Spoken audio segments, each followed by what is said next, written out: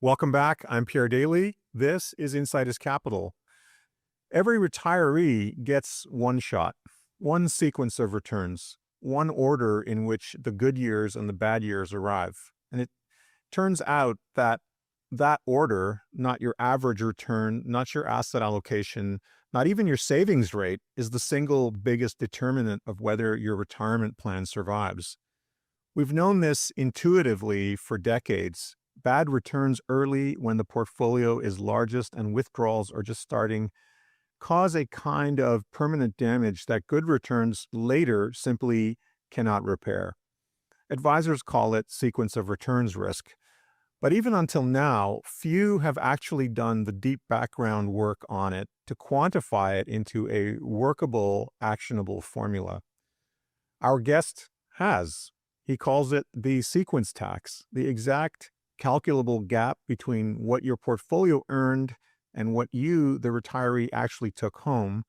And what he found after stress testing 123 retirement cohorts going all the way back to 1871 will change how you think about building, monitoring, and protecting retirement income portfolios. David Varadi is professor of personal finance and investments at the Schulich School of Business at York University, and he spent a career building quantitative frameworks for exactly the problems that keep advisors, and more importantly, their clients, up at night. So stick around. We'll be right back.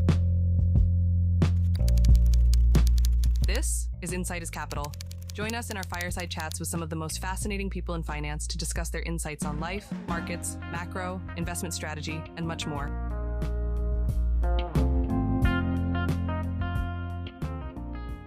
David, welcome. It is terrific to have you on the show. Thank you. It's a pleasure to be here. To begin, David, please tell us about the arc of your career and the things you've been researching in that time. I think maybe if you can give us from the start of your career until now would be great. That's quite a long arc, but just to summarize, I initially started my career as an advisor at RBC. And following that, I was very interested in quant, my experiences as an advisor, and a lot of the behavioral issues that come with being an advisor, trying to follow the market, trying to create some actionable rules for making decisions, led me to have an interest in quantitative methods. So I launched my career as a quant, as a research quant. I worked at Macquarie briefly as an associate, and I worked assisting with developing quantitative tactical programs for asset allocation. I spent a lot of time actually in consulting prior to that at CSSA, which was a blog that I started in 2009.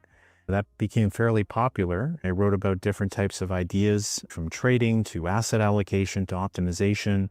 And I worked with a wide range of alternative asset managers, traditional asset managers, and also with traders. And subsequent to that, I went to Macquarie. After that, I went to Flexible Plan in the US, where I was VP overseeing research at a TAMP, the turnkey asset manager, overseeing thousands of advisors and taking a look at hundreds of different types of strategies.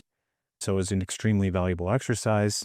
Following that, I went to Colorado and I worked as chief investment officer of a separate account manager, which was Blue Sky. And we launched an ETF issuer called QuantX, where I was the director of research. And so we created a suite of quantitative type funds that were directed towards decumulation. After that, I actually semi-retired for a while and spent a lot of time off, spent time with my son, who was very young at the time, and my family. I went into the food business and worked on some passion projects in COVID, much like a lot of people do. And more recently, I taught some guest lectures at the Schulich School of Business on personal finance and human capital, and also investments. And so I was asked to teach some investment courses and some personal finance courses. And so I ended up teaching multiple courses, and that's where I am today. It must be very gratifying to teach this subject at the university level, something that's almost completely absent from our elementary and high school curriculums. You know what? It has been very gratifying. I've enjoyed it a lot. It gives me a chance to connect with students and to be able to connect with their energy. They have lots of questions, and it's also great to revisit a lot of the curriculum and to be forced to come up with new ideas, revisit old ideas in light of what you knew. Having gone through a career and going back to academia and taking a look at the general curriculum and trying to merge what you've learned in the industry with the curriculum that you need to teach, it's fascinating. You have new ideas, and then you realize where things in the industry, you've seen things in the industry that are no longer applicable within the curriculum, and vice versa. You see things in the curriculum that the industry has overlooked. And so it's been forgotten about. So I think it's a great exercise. And it's still so surprising to me that even in this day and age, we're not teaching our children about finance. And they often come out of university even without having any real knowledge of personal finance. And so, this topic historically has been a blind spot for investors and even for people entering the business, where you learn about finance when you come into the business. We were surprised in the last year to find that by a substantial margin, the greatest advisor anxiety question that advisors tell us is surrounding decumulation, is surrounding retirement income strategies. It sounds like, to me, that was a topic that is thrown around a lot, but how do you get retirement income? And the surprising thing is that so many portfolios are still not built for it. Why do you think that is? Here, I think it's a great observation. I think that the reason, what makes decumulation so difficult is that there's so much uncertainty about along a variety of different dimensions. So in accumulation, which is becoming a little bit more complicated because of the instability of the workplace, but decumulation is extremely complex because you have liabilities that you need to fund, and you can't entirely cut these liabilities. Some of them, involve your essential spending. You're no longer earning money in retirement. Presumably, you're fully retired and you're living off of your financial capital. And so, when you do conventional portfolio management with no liability matching, it's a lot easier. Once you introduce liabilities, you have to consider how the portfolio interacts with those liabilities. Is it matched to those liabilities? Do we have a portfolio that, can introduce sequence of returns risk? You also have longevity risk, which is how long am I going to live? And so you may live to the median age of, early 80s, or you may live to, 95, or we may have medical advances and people might live well beyond 100. So these are real problems. And so all these uncertainties come together within decumulation, make it extremely complicated. The sequence of returns question, most clients don't intuitively grasp sequence of returns risk until it's too late. So walk us through what actually happens to a portfolio when someone is withdrawing income and markets drop. And why is recovering from that so much harder than waiting out a bear market? Okay, that's a great question. So sequence of returns risk, if you're not withdrawing from a portfolio and I take a bunch of returns and I change the order of those returns, you're not going to have a different compound return. The compound return will be the exact same. But once you start to introduce taking money out of the portfolio, if you happen to have poor returns and you have poor returns early, then you actually have worse realized returns than the market. So if you say the market did 8% and you look over the last 10 years, and then you look at your statement and you were in decumulation, you might look at your actual return, which is usually an internal rate of return, and that may say 4%. And you say, well, wait a second, what's happening here? I thought that the markets have been up 8% over the last 10 years. And so the difference between that 8% and that 4% that you actually saw in your statement is what I call the sequence of returns tax. And that's the difference between what the market earned versus what you actually earned. That's your personal rate of return. And how it happens is that, if you have poor returns early in retirement, and you don't have enough income from your dividends and the coupons from your bonds, for example, you're going to have to sell shares. and you're going to have to sell shares of equity when the market is down. And so if you had 100 shares of equity, for example, and you needed to sell some of them, now you have the market's down, maybe you only have 83 shares of equity. And so you're not going to replace those 17 shares of equity. And so when the market rebounds, you don't capture what someone does if they had 100 shares of equity. So if you see that, the buy and hold investor, if the market recovers back to the previous highs, they'll be at parity. But you will have 83 shares, and so you will actually be below the previous highs. And so that's how it happens. You're cannibalizing your portfolio in that situation. That's right. Right? So you have less. I mean, the common thing that you hear in this conversation space is, if your portfolio goes down 50%, you have to make 100% in order to get it back to break even. That's right. And that's a very elusive idea for most people. They think, no, I just got to get back that 50% I lost. But if your base goes from $1 million to $500,000, to get from $500,000 back to $1 million, you have to make 100. That's right. But if you've sold $40,000 worth of that original $1 million base, then you're now at, if you lose 50% of your, it happens. It's not like it didn't happen recently. We've seen drawdowns like that in the financial crisis in 2008-9, where stocks were down in that range of correction. That kind of recovery happened, but not for those who sold their assets. I mean, there's so many issues involved here. Like, it's not just that you sell some assets in order to get your income. You're also running up against your own, emotional behavioral risk. And oh my God, my retirement assets are getting halved. And then you sell everything. That's right.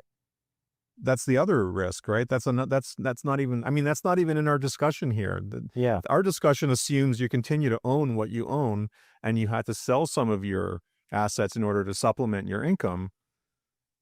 And now you have less assets as a base, from a unit perspective, you have less units. So you, in fact, would have to recover a loss like 50%, you'd have to actually make in excess of 100%. It would be the 100% plus the portion you sold, whatever the equivalent. You're going to have to make 110%. You're going to have to make a lot more. Absolutely. Yeah, exactly. Yeah, because you deleverage your portfolio. Now,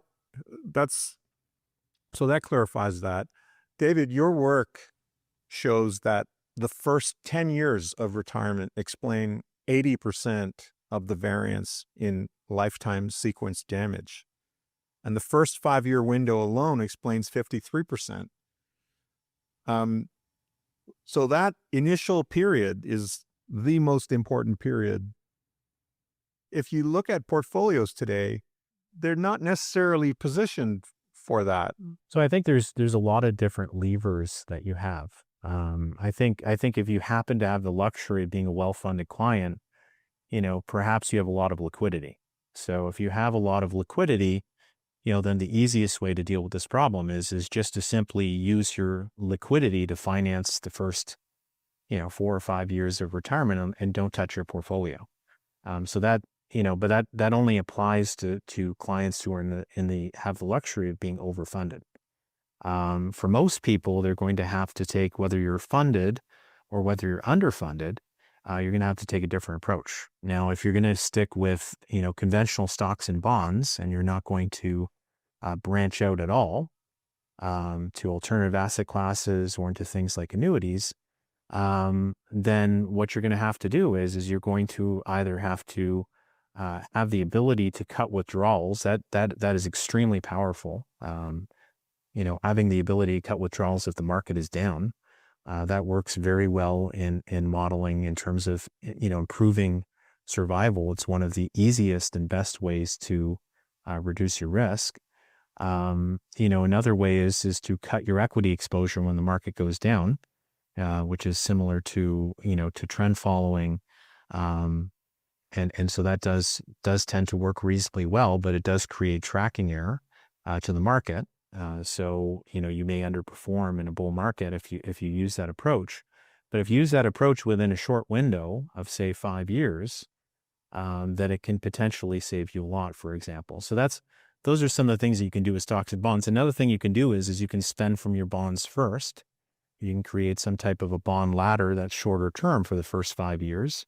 And you can use that to fund the first, 5 years of your withdrawals. So a bond ladder, it could be a real bond ladder, it could be just a nominal bond ladder, or using GICs, you can actually fund, the first 5 years, for example. But, all these things come with trade-offs. So, and that's the unique aspect of decumulation. Some people have, for example, proposed holding a lot of bonds early in retirement. The problem with holding bonds early in retirement is it does help to preserve or protect you against some of the sequence risk. Not in the case if there's inflation issues, but if there's issues that don't relate directly to inflation, the bonds do help. And spending, primarily from your bonds first, can help. But the problem is that it introduces longevity risk. So if you hold too much in bonds, now you don't necessarily have a portfolio that can last for 30 years.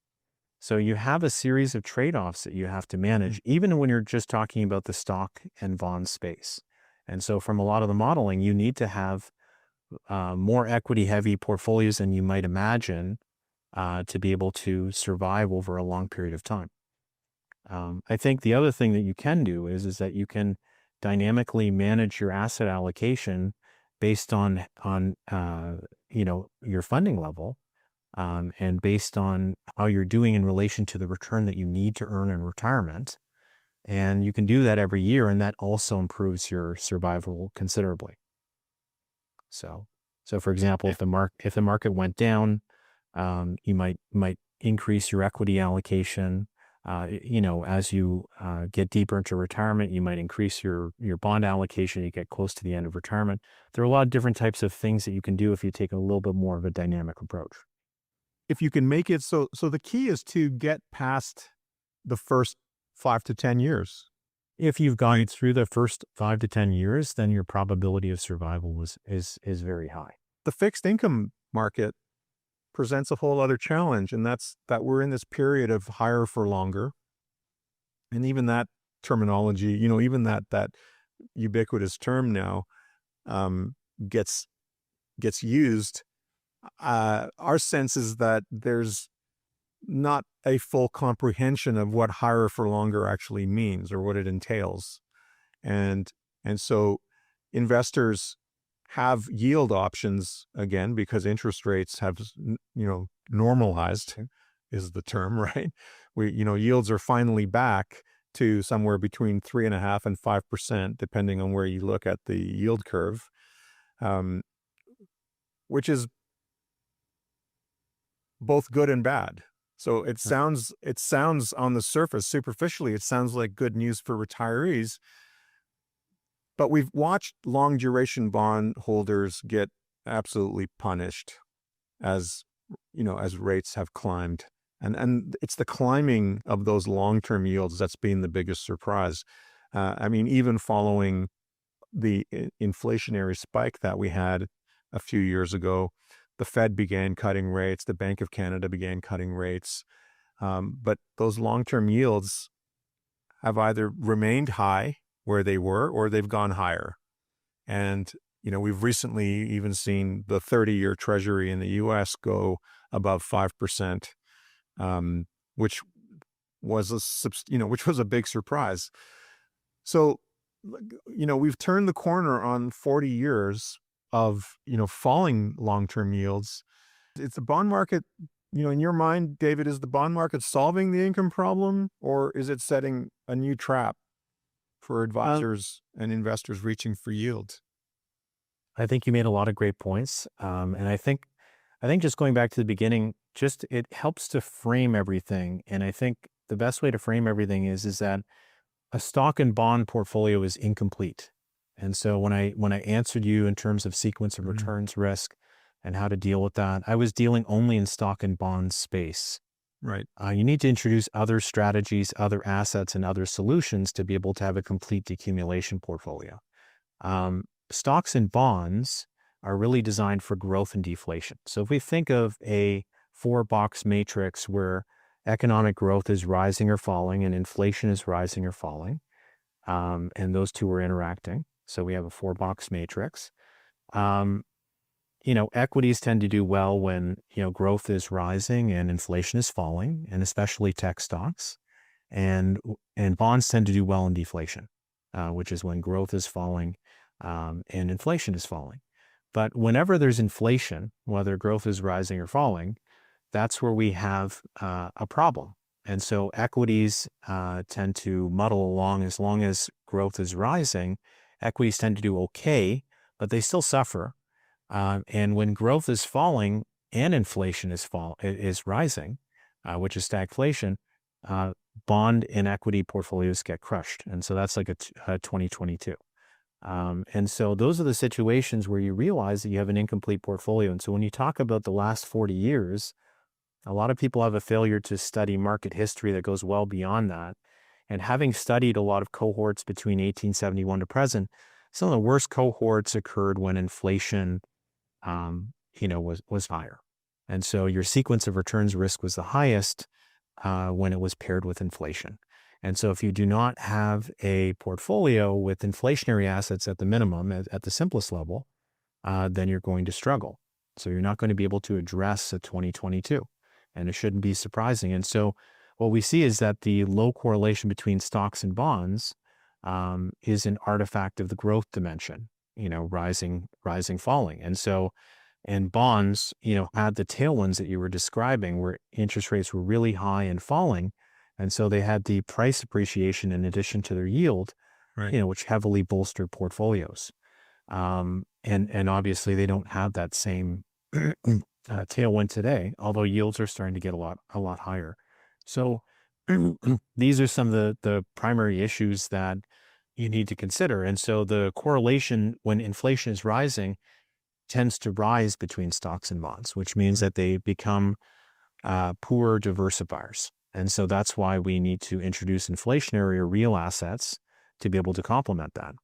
And we also need to have assets that can perform well in a wide variety of different regimes. So in a sense, float around in that 4-box matrix. If we use a simplification, we need, something like managed futures can perform well because it can do well in 3 of the boxes of that 4-box matrix. It doesn't happen to do well when growth is rising and inflation is falling, but it can perform well and provide some convexity in those other areas. And there's also there's a host of other alternative assets that do well in some of those 4 boxes as well, right? I think that the nut to crack, like today, a lot of fixed income allocations have shifted to shorter duration, ultra short, HISA accounts, high interest savings accounts, money market, wherever investors can find both yield and safety. The problem with that is that while they do provide, some of these options do provide very decent yields that mirror yields of the past, they don't offer any convexity or any price appreciation the way bonds once did when long-term yields were falling and you got that price appreciation, that capital gains bump that surfaced when stock markets were correcting. Money would flow risk off into the bond market and you would get falling yields during those periods that gave you some price appreciation in the bonds that offset some of those losses in the stocks. But as we saw in 2022, to your point, that was really a wake-up call, because when inflation is 2.5 or 3% or higher, as it was then, or maintains at the 2.5 to 3% threshold like it has been since, then we get that problem of correlations rising between stocks and bonds. So really the real solution is to allocate to assets that have no correlation, or in some cases negative correlation, You mentioned managed futures, trend following. How else might advisors consider replacing part of the traditional fixed income sleeve with something that provides not only positive expected return, but some convexity that more effectively dampens the market volatility that long-term bonds once offered? I think your question has a lot of good points, and I think there's no perfect or hidden asset that can, um, can offset all of the different risks. And I think from a deflation standpoint, if we go back to the matrix, I think from a deflationary standpoint, if long-term treasuries, putting potential credit risk issues aside, or or currency issues aside, if that's stable, that is the best deflationary hedge. So if we're going to assign things to each bucket, it may not have the highest yield, but at 5%, it's a very competitive yield. Things that fall in the same bucket would be like, utilities have a bit of that element. They're long duration, but they're more like almost like real return bonds in the sense that their payouts can rise with inflation. So they have that longer duration sensitivity to an extent, and they have the interest rate exposure, but they also have the ability to, have rising dividends over time. So they tend to fall a little bit in that bucket. If you want to offset that bucket because you don't want to be fully tilted towards having deflationary assets and having an imbalanced portfolio, what I found is that the assets that best hedge long-term bonds are energy. The energy sector best hedges long-term bonds. It can't fully hedge long-term bonds because at a certain point, rates, as duration climbs, you have a lot of interest rate risk that can't be hedged, but still, some of the best assets to be able to reduce the volatility of long-term bonds are things like energy equities, commodities, and things like that. So Right. those tend to perform well when long-term bonds are performing poorly. So if you want to enhance the yield of deflationary assets, you can add in things like utilities. And if you want to offset them, you want to lean more towards commodities and energy. And frankly, David, utilities have become very exciting again. When you look at what is going on in the electricity market relative to Yeah. AI data center demand, the fundamentals are shaping up very strongly. So the Yep. timing is quite opportunistic in that space. What about in the real assets categories like infrastructure? Yeah, for sure. If we talk about the inflationary space, if you want to gain income, you have, the pipelines are excellent. You have your Enbridge, TransCanada Pipeline, Pembina Pipeline, a lot of those types of companies that have monopolies and have cash flows that rise with inflation, and they have, inflation sensitivity to differing degrees. Pembina is definitely a good one with respect to that. So those things can help provide you with that, inflation. They also have contractual ability to, raise their rates with respect to inflation as well. So, that's a great situation where you have positive exposure to the break-even rate or changes in the break-even rate or inflation expectations, and you have the ability to raise your cash flows along with inflation. And so those assets tend to do well with that. Infrastructure is also useful, although it doesn't have quite as much beta to that, but it does tend to do extremely well. You have these, toll roads, bridges. They also have the ability to raise the rates in line with inflation. So a lot of those assets are excellent. And given each category, like we touched on managed futures, where would you um, fund an allocation to commodity trading advisors as a heading? Where would you fund that from? Would you fund it from the equity sleeve, or would you fund it from the fixed income sleeve? I think that's a great question. And I think that question, first I'm going to answer that question. I think the first thing I want to talk about is where I see the role of managed futures, and then talk about, I guess, the the funding aspect of things, which I think is incredibly underappreciated. I think with managed futures, you view it as almost like a utility player. It can basically perform well in a wide variety of environments. So as I said, 3 of the 4 environments. Right. The Goldilocks environment is not the best environment for managed futures. That tends to favor technology.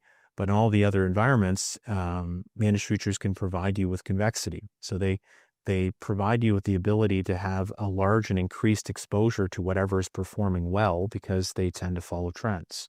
So they're not going to have a high delta. So they're not going to have immediate sensitivity to what's happening with trends, and they will tend to lag. And they will tend to underperform when things are going sideways. But when there is a large trend, they will have convexity to those trends and how they develop.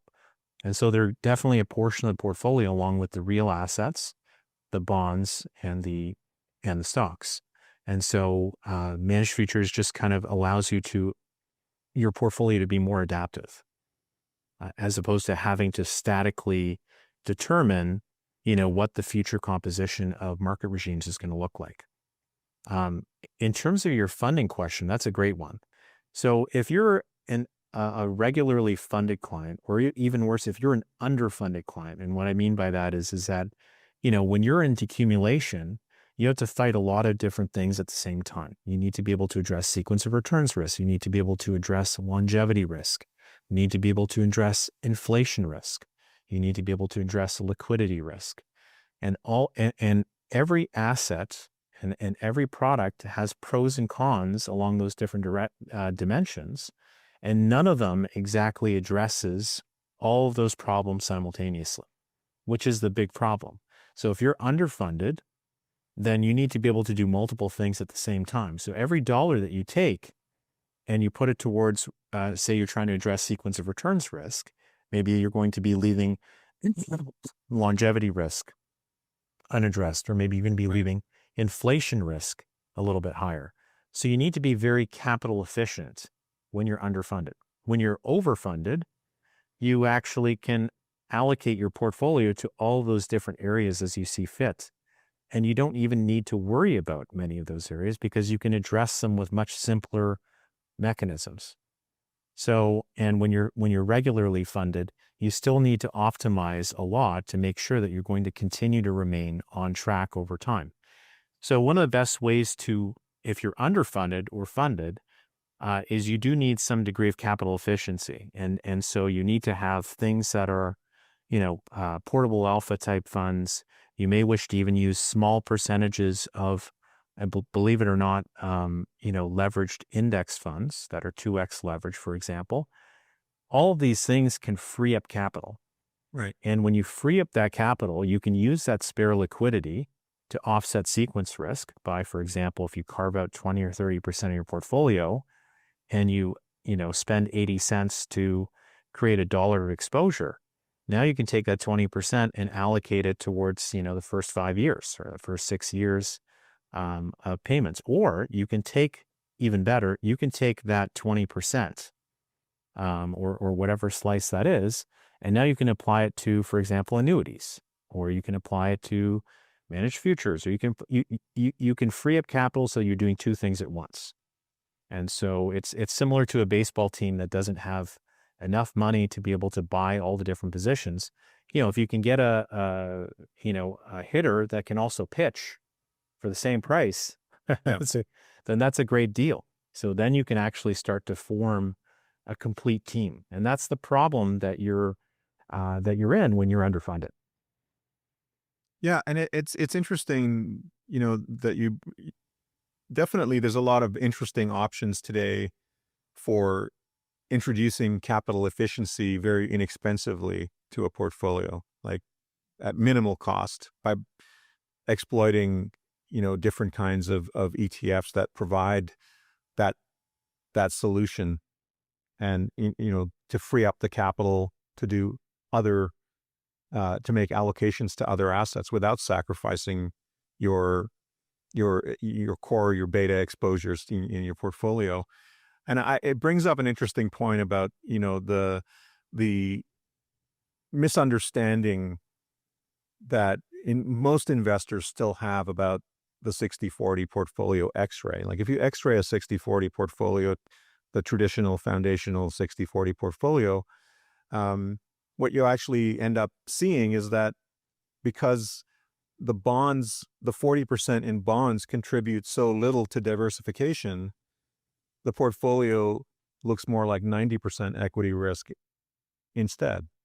Yeah. And theoretically, capital efficiency would say your portfolio, if you want to balance between the fixed income, the traditional fixed income and the traditional equity or traditional assets in a portfolio, it looks more like 90/60, right? So, Yeah. right. So, you would actually need to use capital efficiency, which is what institutions are doing, to boost their exposure to a diversity of assets, so that the risk is equally balanced across the different assets. And this now we're getting into risk budgeting. But the bottom line is that a lot of investors are looking at their growth needs or their liability funding and thinking and making the mistake often of increasing their equity exposure in order to do that. They're, Okay, so I think it's a we real made a risk, lot of right? ground. Like we're Yeah. like you've got a lot of investors using, for example, you could misuse like 2x ETFs, for example, like a 2x S&P 500, for example. You could misuse it as a speculative exposure. Sure, and believe it or not, I think that you can use some of those ETFs in small percentages, as contrary to popular belief. There is volatility drag, but believe it or not, you can, if you pair it, for example, a 2x index ETF with an index fund, and you pair it with T-bills, you can very closely track the market. But what you've done now is that you've freed up liquidity. So That's the important part. That's the portable alpha part. that's right. And so you can do that. And I think that option is incredibly valuable. So speculating is that's not the topic I think that I would wish to discuss, but I think Yeah, no, in terms of, I don't either. I don't either. Yeah, I just yeah. brought it up. I brought it up because Yeah. I think there are a number of solutions in the marketplace today that Yeah. you could use speculatively if that was your tilt. Sure. But that's, the danger I think is that a lot of investors are looking at their liability funding and thinking, I need to make more money. I need to increase my risk. But Right. really what they need to increase is the breadth of their portfolio, Yes. right? The So breadth of yeah. diversity in their portfolio. They need to increase, like if your example, for example, you mentioned energy equities, like some of the integrateds like Enbridge, Pembina. You mentioned those two. So that's an equity allocation shift, Right. which provides diversification within the equity sleeve. When it comes to investing in, for example, infrastructure, where would you allocate from? Would you like infrastructure assets are different from pure equity assets.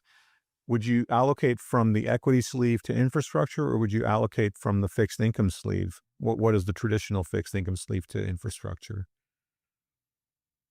So all great questions. I think you need to find some kind of a balance. I mean, it comes down to what you're talking about, which is with respect to 60/40 and carrying imbalanced risk exposure. But risk parity will restore the risk exposure between stocks and bonds so that they're more balanced. But of course, there'll be short inflation, and so obviously as you're mentioning, we need to have some inflation in there to balance things out. And so you need to also figure out how to balance appropriately, without getting into quantitative solutions specifically. But just notionally, you're going to want to have an allocation to inflation sensitive assets, and you're going to probably want to carve that out of your equity simply because your equity is already quite high. And so, you can fully restore your bond exposure if you want, to balance everything. But, I look at things more in liability space. And now that I'm taking the retirement lens. When you're in decumulation, you need to think a little bit more in liability space as opposed to purely balancing the fluctuations, of the portfolio. So that is more of a risk tolerance, behavioral, extremely important. And you want your portfolio to be consistent, but you also need to consider, having an potentially imperfect balance between all of those in order to make sure that your portfolio will be able to last long enough in retirement. So is that more looking at what role each asset will play in the portfolio? Okay. That's right. Because, if we look at the four major factors, you have sequence risk, you have longevity risk, you have inflation risk, and you have liquidity risk. Nothing perfectly addresses all of those things. A typical retiree, as opposed to one that's overfunded, has essential spending that they need to make. And so the core issue is first, how do we best address that essential spending? And so, I like to call that the floor, and in pension space, it's typically called the floor. And usually when you're funding the floor, you're going to look at CPP and OAS. Those are going to help fund the floor. You want to defer CPP and OAS. And that gives you a really high rate of return and increases the amount of money that you can make on that floor. Then you want to look at things like, whether it's workplace pensions, you want to look at annuities. A lot of these things help to build that floor so that you don't have to worry about essential expenses and have to withdraw from your risk assets. Right. So I think that's, that first approach, and we also talked about using bond ladders, addressing those essential expenses is the first goal for decumulation and retirement planning, because the safer that you can make the floor spending, the less sequence of returns risk you have. So even if you don't buy an annuity, if you fully matched all of your payments and you had enough money, and you fully matched all of your payments with real return bonds, for example, you wouldn't have any liability risk. So if I took a zero coupon bond that matured at every single year, right, based on the amount of money that you need in retirement, if you needed $40,000 a year, inflation adjusted, I buy a zero coupon real return bond for every year in retirement. We don't have to worry about sequence of returns risk. Anything in excess of that, we can put in equities. We can do whatever we want. So, if you had an annuity, for example, that paired with CPP and OAS, covered those essential expenses, then all these things change the way that you look at your final portfolio. So the percentage of your essential spending that is covered by some very safe floor, dictates your portfolio management. Excellent. And one thing I found really interesting in your work was you call inflation a hidden withdrawal. Mm-hmm. Can you talk about that? Inflation is a hidden withdrawal. Well, it's basically going to, if you increase your payments in accordance with inflation, you're going to be drawing more money out of your account. So right, traditionally, if you have drawing $40,000 a year, if you're drawing it fixed, then you're not really worrying about inflation as much. But when you're increasing the amount that you withdraw from your portfolio in accordance with CPI, then you are going to be increasing, how much you draw from the account. So if the price of everything goes up 10% and you have $40,000, now you're withdrawing $44,000. So that $4,000 is an extra withdrawal or tax on your account. So it's not it's something that people don't traditionally think about. That's Yeah, if you just maintain a level payment, then you would be short that $4,000, that's right. right? That's So right. you would have And to cut your living standard according to that. So that's another. I mean, that's another way of considering it as a tax. You obviously you have less disposable. Your income has less purchasing power. That's the standard view of inflation. Um, but even if you were just maintaining a 4% withdrawal against your assets and not accounting for CPI, your standard of living would go down by that amount every year. that's right. Yeah. That's exactly So right. I mean, if you have high inflation, I mean, by the time you get to year 9 or year 10, if you maintain a level payment, your $40,000 buys half as much. So, I think you need to consider that.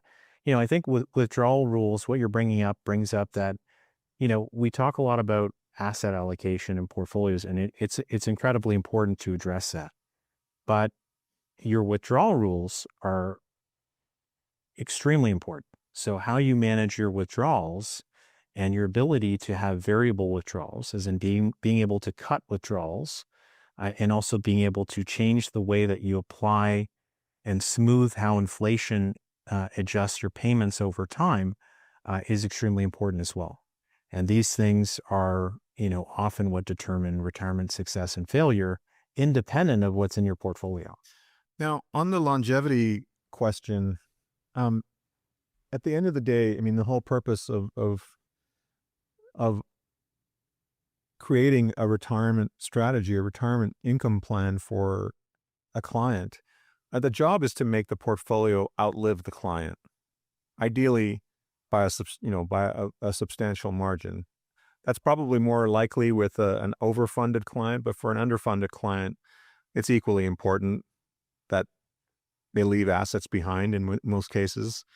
Um, and so if you were sitting in front of an advisor, what's the framework you would put in front of them today for building a decumulation strategy that could hold up across a 25 or 30-year retirement through multiple rate cycles, any kind of regime change, bear markets, whatever comes next?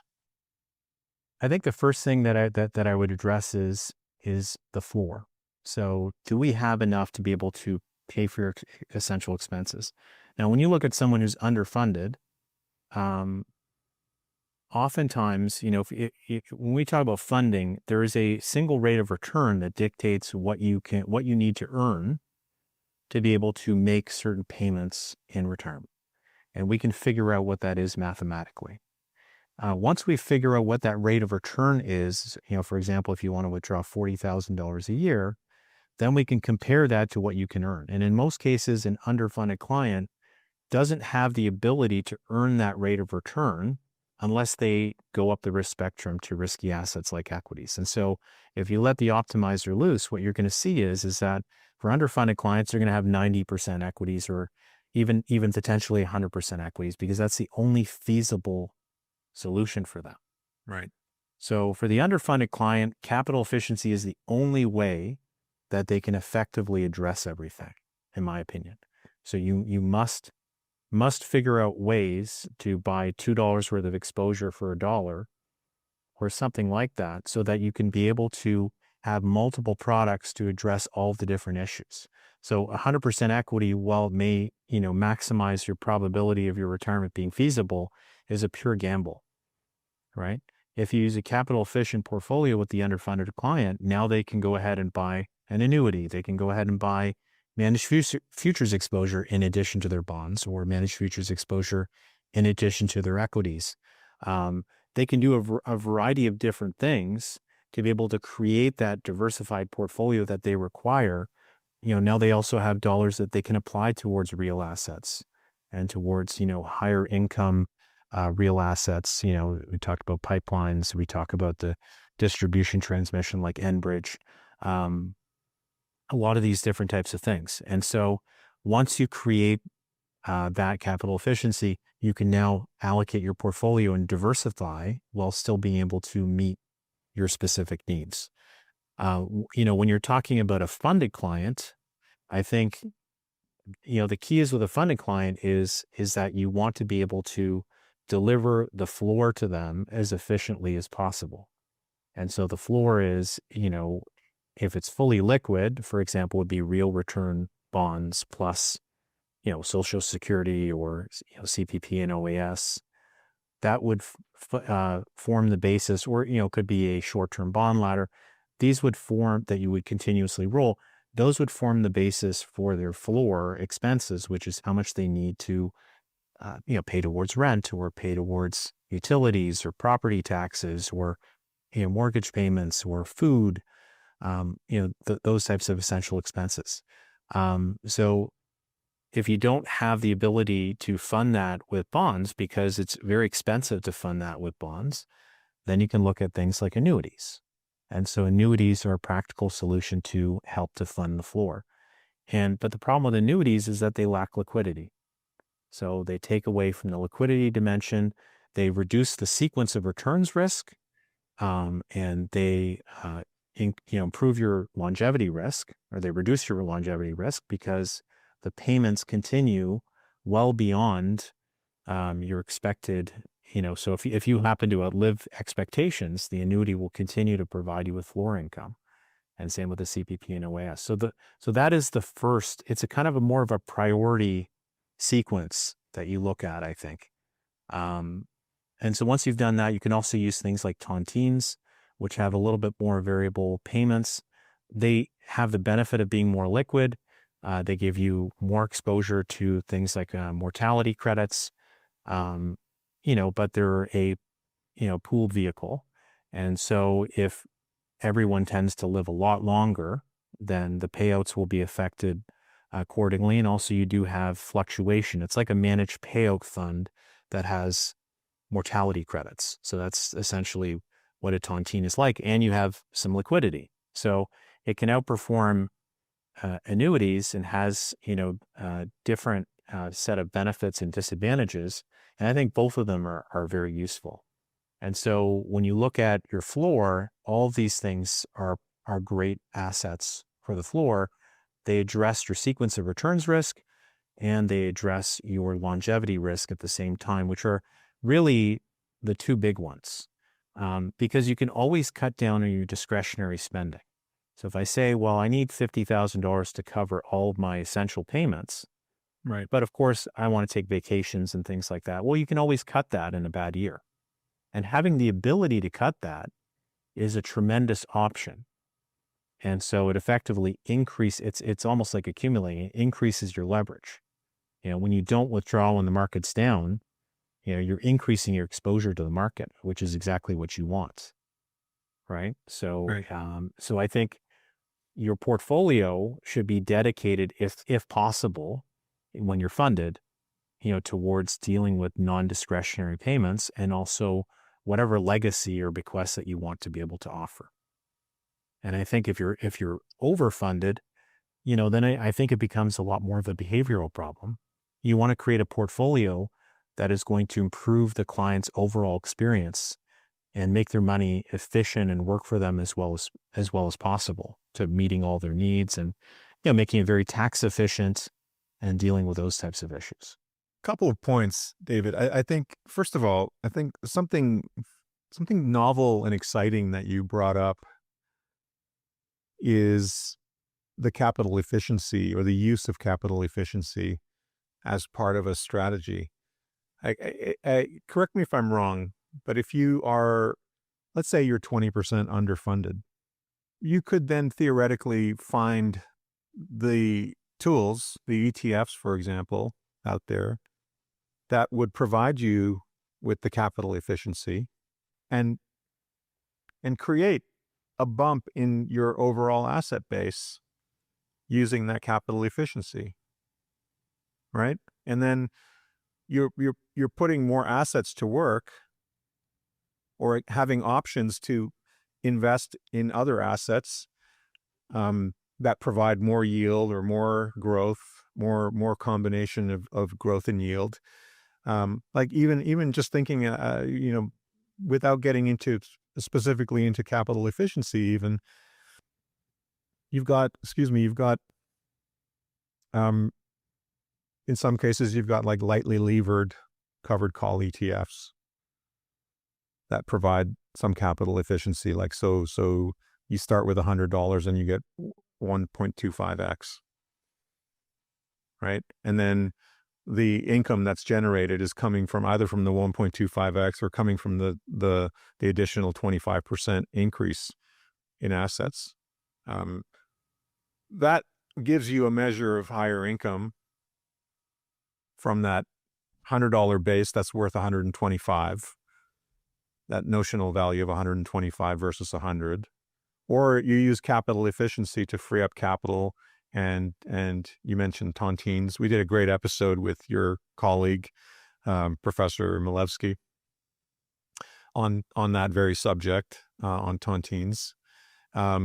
Very interesting. Another very interesting solution, alternative to annuities, that's out there. There's annuities, obviously, but it like I got a little bit excited in while listening to you, because I thought, for someone who is underfunded, there are very interesting investment options out in the marketplace today that weren't there 5 years ago, frankly, that are available today that actually do provide that capital efficiency built in at an extremely low cost of borrowing because of the way that they're structured.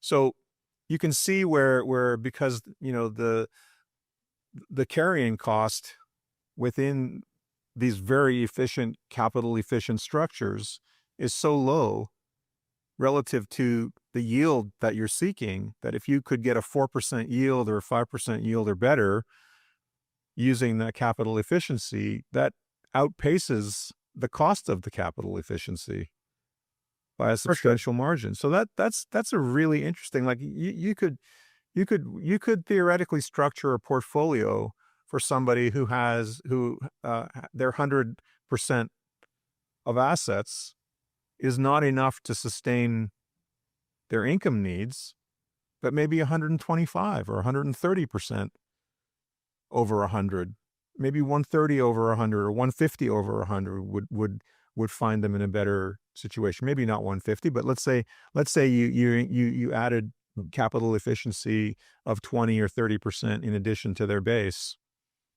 You could do some exciting things within that space. For sure. And they each have a set of different trade-offs. For example, if you, if you do capital efficiency with a covered call that has a bit of leverage, there's some, tax benefits and practical advantages of getting that income, but essentially you're short convexity. Right. And so you just have a more constrained distribution of outcomes. And so it can function well. It has its place. And for example, if you buy a leverage fund and you pair it with the index and you pair it with T-bills, in equal proportions, then you can, create a near index replicant that can have some positive convexity. So it can outperform on the upside. So, you can mix and match a lot of different things. If you get a portable alpha strategy, you might be able to mix two different asset classes in at the same time, or general exposure at the same time. So a lot of these different types of things, and there are probably a lot more that I haven't mentioned or haven't even thought of, but I think all these things can free up liquidity, restore funding. And I think the best situation is where instead of the underfunded client having to be, and this in and of itself is something highly overlooked by advisors. And I don't think most people even think about it. What is your required rate of return to sustain retirement? I don't know if every advisor necessarily calculates that.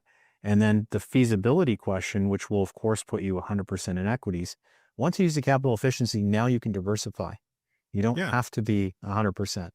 And I think that's super important because now your distribution of retirement outcomes are much better. If you were able to free up capital to buy an annuity, now your floor is higher, so, that already reduces your sequence of returns risk and longevity risk all at once. Or you have the ability to bolt on things like managed futures when you previously didn't have the room in your portfolio for that. and that helps to offset the risk that comes from owning stocks and bonds. So, you talked about the long-term treasury. You can hold a long-term treasury in favor of the intermediate treasury, and that in and of itself can reduce the capital exposure to bonds. So a lot of different things, and all these things have trade-offs. Nothing is free per se, but you can create a better set of trade-offs overall. Right. Where you're balancing between your need for income, your need for growth, and longevity, all three, but in a more efficient, more optimal way. I think, That's right. I mean, I got it. Sorry, I just wanted to clarify. I got excited because I never thought about, I've thought about capital efficiency from, the construction view, the portfolio construction angle, but never actually considered it from the underfunded, overfunded position, which is the liability space that you're talking about. Like if somebody is underfunded and there's an opportunity for them to equalize their funding using, level their funding using capital efficiency, that in itself is very exciting. I hope that's something that a lot of advisors will take away from this conversation, which is that you can fairly easily solve some of the common underfunding levels using capital efficiency optimally. And obviously, there's homework involved. You gotta learn about these things with a little more depth. But the tools are out there. The tools are available. It's just a matter of doing the investigative work to discover which tools are going to solve the problems the best. And with time, also, the tools will get better and better as well. That's exactly right. I mean, I think every advisor should be calculating the retirement required rate of return for their clients, which is the rate that they need to be able to meet their basic lifestyle needs, plus a certain amount. And so that determines your general funding status, and you need to know that. And I think from an investment policy standpoint, and from a risk tolerance standpoint, there's always this tension. Well, this person is conservative, but then you look at their funding level. I think a lot of people say, well, okay, there's a huge mismatch. Yeah. So the client says that they're conservative, but, without creating that required rate of return and determining their funding status, now you say, well, I'm just going to go ahead and go with, the client's risk tolerance. Well, now you're guaranteeing that they will not be safe in retirement. So they will be comfortable. Yeah. But they won't necessarily have a safe retirement. Well, and that's where you're going to have, the debate between logic and emotion. That's right. Where the client is like, well, I don't know if I'm prepared to take more risk than I am right now, or to be less conservative than I am. Right. So that's probably a longer conversation that all advisors have with their clients anyway. But they need to be able to point to that number and say, by the way, if you don't do this, then you're almost guaranteed to fail. So so there's a sweet spot between there's a sweet spot. Yeah, that's right. Yeah. And I think that that's the key tension, and that's where you need to optimize. You need to be able to have the minimum risk portfolio that meets their retirement required rate of return. So, and not think in terms of standard deviation. You think in terms of shortfall. Yeah. So you shortfall risk. You want to reduce the downside risk below that. So if you can think of that ratio, that is a great ratio. And I've been working on doing some research in that area. That is where you want to be in terms of maximizing your retirement survival. Yeah. And you've got a formula that you have actually are near publishing. And so, David, this has been a terrific conversation. I think it's probably the first of several, I hope. I think it would be great to have you back to talk about capital efficiency in greater depth, and go a little deeper on what we concluded on, because I think that's a very exciting topic to delve into, which is how, from your perspective, from the personal finance perspective, from the perspective of, underfunded clients, because I suspect that there's quite a few. There's a lot of underfunded clients out there, and there's a lot of underfunded clients for whom advisors would like to help solve that problem in a way that is going to balance more effectively between those dimensions that we talked about. Yeah, I think it's a very important problem, and I Yeah. think it's something that can be improved by looking at these dimensions. David, thank you so much for your incredibly valuable time and your insight. Oh, thanks a for lot. your It's been a work. pleasure talking to Yeah. you. Thank you. Likewise. Thank you. It's been a pleasure.